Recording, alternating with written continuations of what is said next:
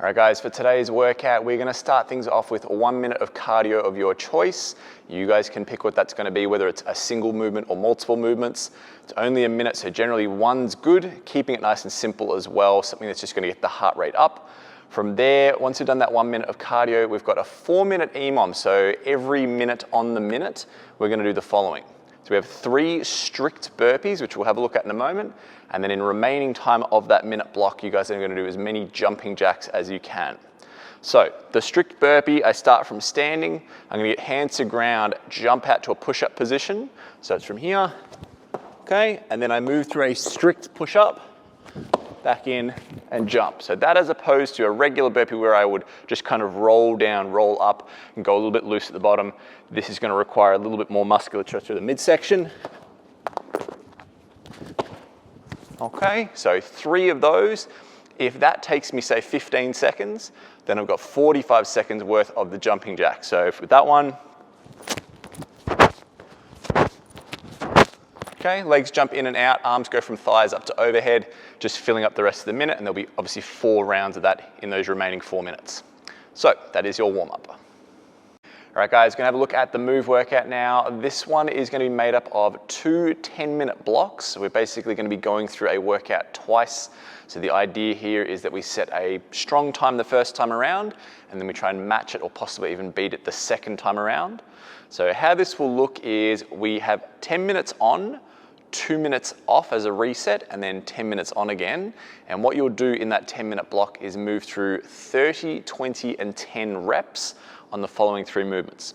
So we have a single arm overhead lunge, and with that being a single arm movement, guys, you can change from right to left whenever you see fit. If you want to do a whole round on one side and then the other round on the next one, it's up to you as long as you even them up. Second movement is going to be an alternating single arm power clean. So that one is going to alternate by nature. You'll be doing that anyways, but that'll alternate each rep. And then the third one we have is a floor press. Now, depending on what equipment you have at home, you can do single or double dumbbell for that one. I'm going to go single today for the people that are doing the single dumbbell stuff. We're just going to hold on to either head of the dumbbell there, but if you have 2, feel free to use 2. So looking at those movements, overhead lunge, bring that up into a nice strong lockout. I can either move forwards or backwards, doesn't matter, but I'm keeping that posture tall, always reaching up into that dumbbell, making sure that my knee gently touches the ground and the lead foot has that heel stuck to the floor as I drive out. So as I said, I can switch that out whenever I want to even the arms up. That's movement number 1. Movement number 2 is that alternating single arm power clean. So I'm gonna go from both heads of the dumbbell on the floor, up to shoulder, and I'm gonna change hands on the way down, and I just go back and forth.